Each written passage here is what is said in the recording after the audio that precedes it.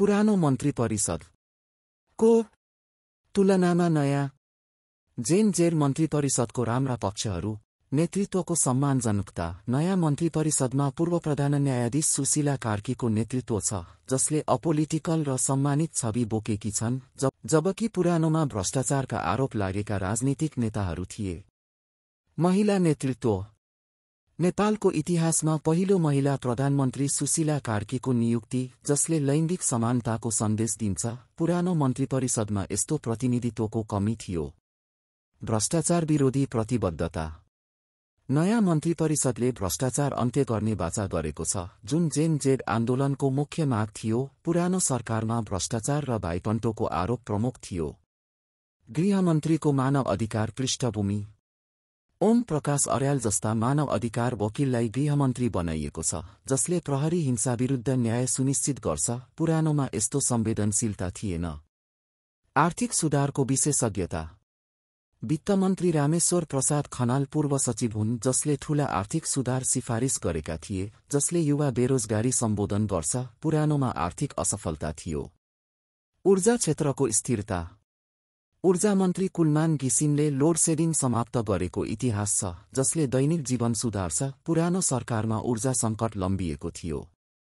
जेन Z माग अनुसार काम नयाँ सरकारले जेन जेडको सोच अनुसार काम गर्ने प्रतिबद्धता जनाएको छ जसले युवा सहभागिता बढाउँछ। पुरानोमा युवा आवाज दबाइएको थियो।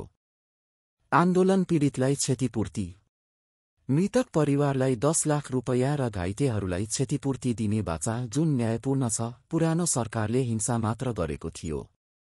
सुशासनको जोड सुशासन र पारदर्शितामा केन्द्रित जसले सरकारी सेवाहरू सुधार्छ। पुरानो मन्त्री परिषदमा अस्पष्टता र दुरुपयोग थियो। आर्थिक समानताको लक्ष्य आर्थिक असमानता घटाउने नीति जुन जेन जेडको मुख्य चिन्ता थियो। पुरानो सरकारमा धनी गरिबको खाडल बढेको थियो।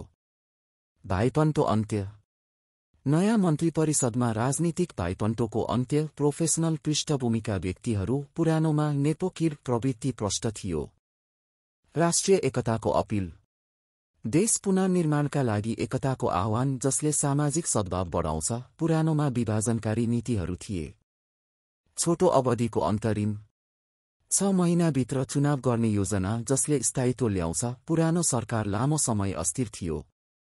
युवा सिफारिसमा नियुक्ति जेन जेड कार्यकर्ताहरूको सिफारिसमा कार्कीको नियुक्ति जसले युवा प्रभाव बढाउँछ। पुरानोमा यस्तो सहभागिता थिएन। प्रोफेसनल मन्त्री परिषद राजनीतिज्ञ नभई विज्ञहरूको मन्त्री परिषद जसले दक्षता ल्याउँछ। पुरानोमा राजनीतिक पक्षपात थियो। आन्दोलनबाट सिकाइ जेन जेड आन्दोलनबाट प्रेरित सुधारहरू जसले भविष्यका लागि आशा जगाउँछ। पुरानो सरकारले आन्दोलन दबाउन खोजेको थियो।